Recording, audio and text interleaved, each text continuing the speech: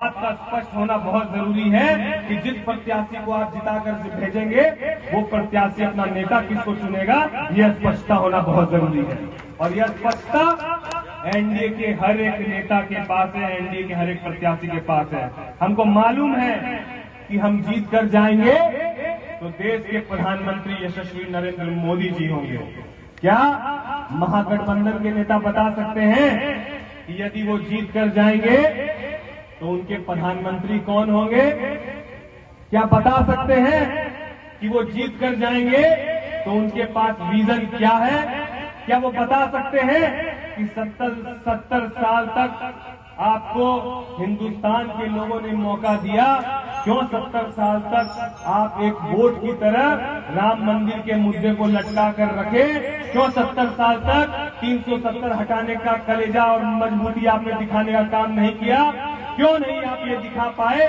जहां पर पहले हमारे देश के प्रधानमंत्री दूसरे देशों में जाकर भाग लेते थे, वहीं पर हमारे यशस्वी प्रधानमंत्री नरेंद्र मोदी जी ने सिद्ध करके दिखाया, G20 जैसे समिट को देश में करके और विश्व भर के प्रधानमंत्री और राष्ट्रपति को भारत बुलाकर भारत की मजबूती को दिखाने का काम किया।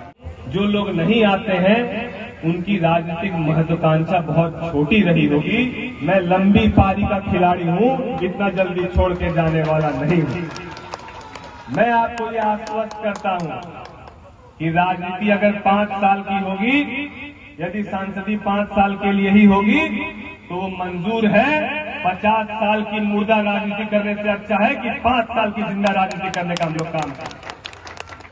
कि आप यहां से जब दिल्ली जाते हैं, बॉम्बे जाते हैं, बड़े बड़े शहरों में जाते हैं तो हमको लगता है कि आप पॉपकॉर्न खाते होंगे और पॉपकॉर्न का 50 ग्राम का पैकेट जो आप खाते हैं वो 100, 200, 300 रुपया में आपको मिलता है।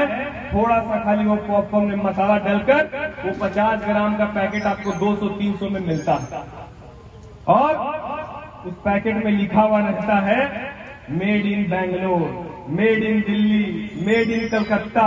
और वो मक्का कहां से जाता है? वो मक्का आपके खगड़िया से जाता है। इस खगड़िया से मक्का पूरे देश में जाकर दूसरे जगह उद्योग लग सकता है, दूसरे जगह रोजगार हो सकता है। तो ये सुविधा आपके खुद के जिले में क्यों नहीं हो सकती है? क्या इस पर किसी ने कभी विचार किया क्या? और अगर मैं ये बात कहता हूं मजबूती के साथ, आपको विश्वास दिलाता हूं कि अगर नहीं किया तो अगली बार आपके बीच वोट मांगने नहीं आऊंगा।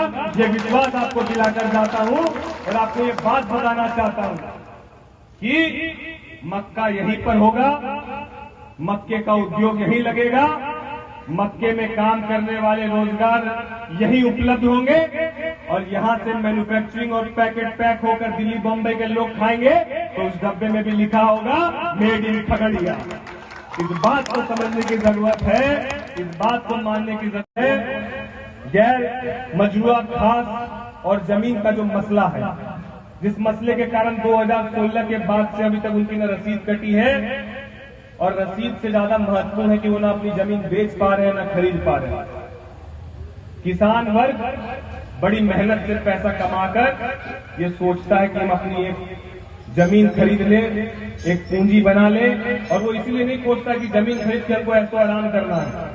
वो जमीन इसीलिए खरीदता है कि जो अभी उसकी बिटिया 10 साल की है, वो बिटिया जब 20 साल की होगी तो उस जमीन को बेचेंगे और अपनी बिटिया का धूमधाम से हम शादी करने का काम करेंगे।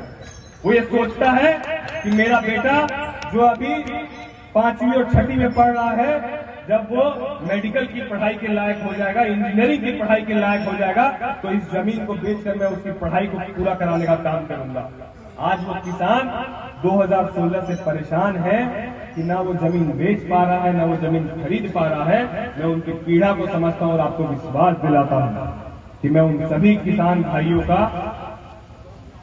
भाइयों को यह आश्वस्त करता हूं कि आपका भाई न केवल मजबूती से इस बात को उठाने का काम करेगा, बल्कि जब तक उसको अंजाम तक नहीं पहुंचा दे तब तक इस संघर्ष की लड़ाई में आपके साथ खड़ा रहेगा। मेरे परिवार, मेरे इष्ट मित्र के द्वारा कुछ न कुछ पुण्य किया गया होगा।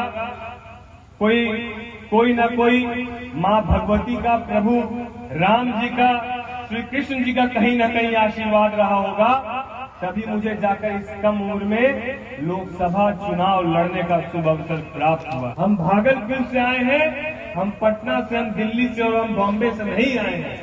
इसीलिए भागलपुर आपके ठीक बगल में है। आप एक बार, मुझे लगता है कि यहाँ जितने लोग मौजूद हैं, या तो व्यापारिक रूप से, या वो पारिवारिक रूप से, या वो राजनीतिक रूप से भागलपुर में उनके कोई न कोई लोग तो जरूर होंगे। आप उनसे पूछिएगा जरूर कि 5 साल तक आपके शहर में जो डिप्टी मेयर रहा, वो 5 साल में जितने लोगों का काम किया, कोई एक शख्स को उठा कर लाइए जिससे राजेश वर्मा ने 5 रुपया किसी काम के लिए लिया हो।